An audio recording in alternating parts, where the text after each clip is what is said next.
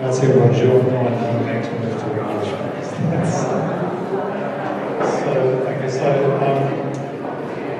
Merlin is the global rights agency for independent labels. I think it's been said we represent independent record labels and distributors from 53 countries around the world in licensing their music to platforms. But Merlin came from a foundation which was about the value of independent music in the digital market.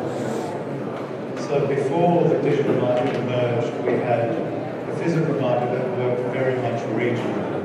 So I used to work for a big distribution company in Australia that represented labels from Germany and Italy and the USA around the world. And if I needed a distributor to sell my music into those markets, I would go into that network to find people to use their local expertise in the market to deal with the local retailers and the local industry. But the emergence of iTunes, I think, as the first example, and then Napster and Rhapsody and everything that came after it, changed that dynamic totally, in that all of a sudden you weren't operating in a regional market where you looked after your own territory, but you were operating in a market where you put your music into the marketplace globally immediately. So your customers went from being people that you knew locally to companies that were based on the west coast of the USA, that were running global services across 20, 30, 40 countries. And that created a whole set of challenges for independent labels. Because in your own market, you could always find your path to build those relationships with your customers. Abbiamo un fischio sul palco, se riuscite a togliercelo, grazie. Scusate, abbiamo un fischio sul palco e ci dà un bruttissimo rientro. Se riuscite a togliercelo, grazie. Okay. So the change from those regional markets to the global market meant that there was challenges on two sides of the business.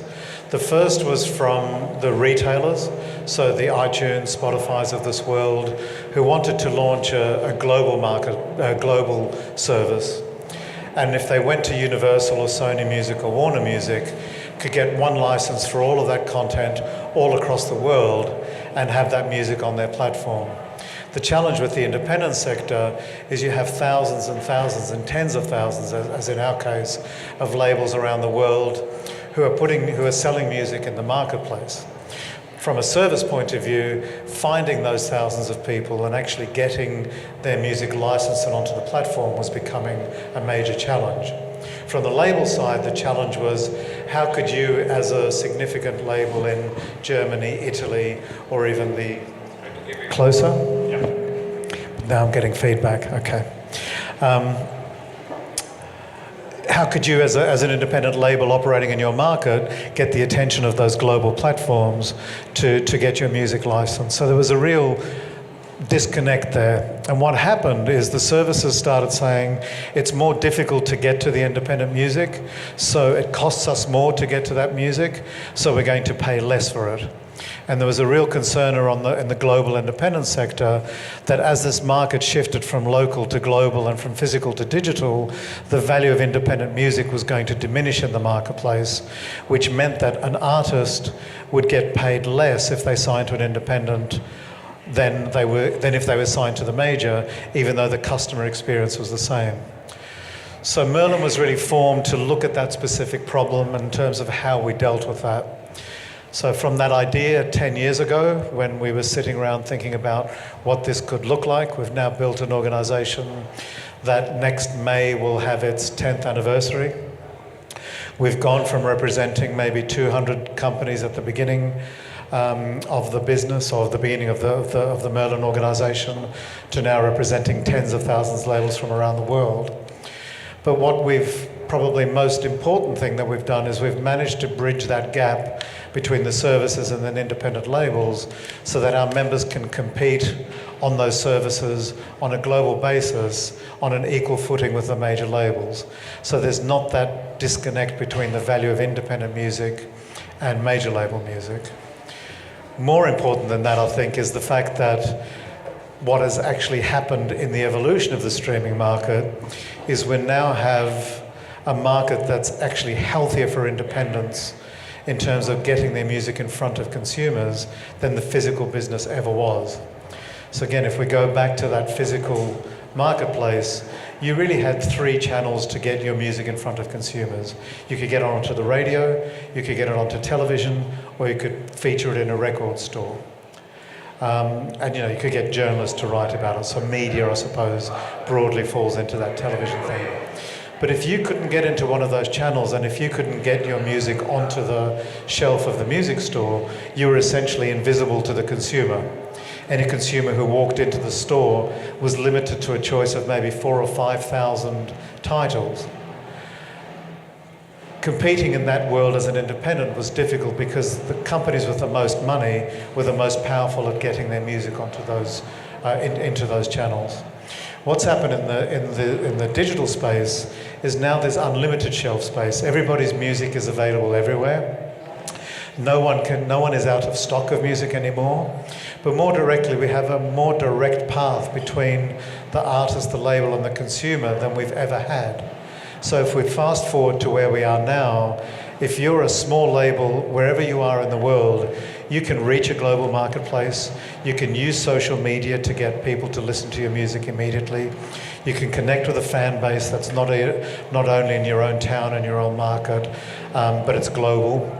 And the result of that, in what we've seen in our organisation, is that independents as a group perform better on streaming platforms than they ever did in the other markets.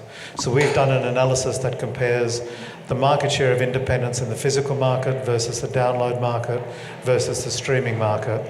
And the more digital you get and the further away you get from the physical market, the better independents perform from a market share point of view, which means that digital consumers are listening to more independent music on a global basis than they ever would have discovered in the physical marketplace, which we think is an incredibly exciting development for independents. There are challenges, obviously, in terms of how you compete in a global marketplace, but the financial result of this has been that in less than 9 years, we've managed to turn that idea into an organisation that's paid over $1 billion with a B to our members globally. And this year alone, we're projecting close to 400 million, and we think next year we'll cross $500 million just in streaming revenues, just to the independent labels that we represent. So not only is it an exciting market from an opportunity perspective, it's becoming a much more commercially valuable market, which is driving investment, driving innovation, driving the growth in our organisation, and having more independents trying to do their business globally, and being more creative and more aggressive in terms of how they get to that global marketplace. And I suppose I'll just finish with what we think is probably one of the trends that's not looked at enough by people putting music into the marketplace, and that is what in real terms can you expect when you put your music into that global marketplace?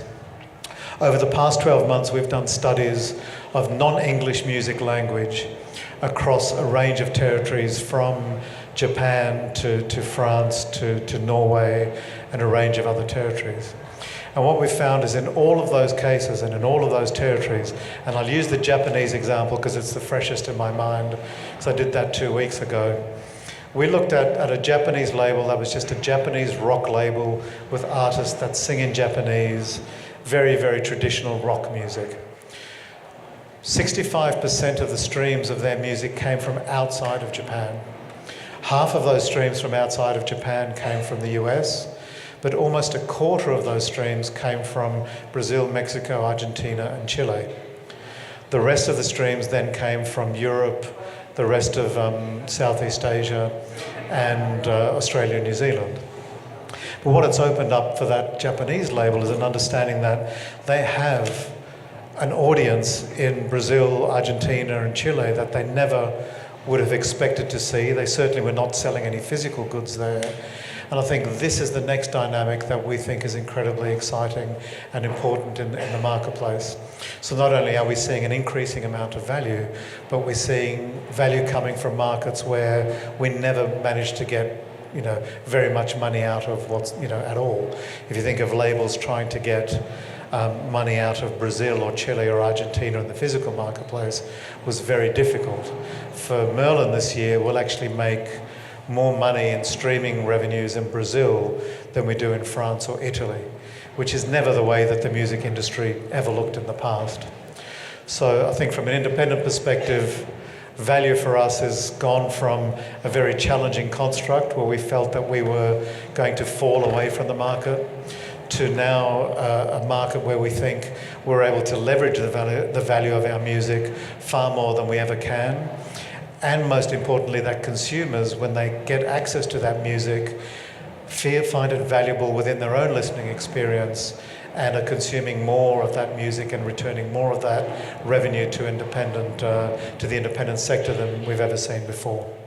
So I could talk all day, but I think I'll finish there. Thank you very much. Thanks, Charles.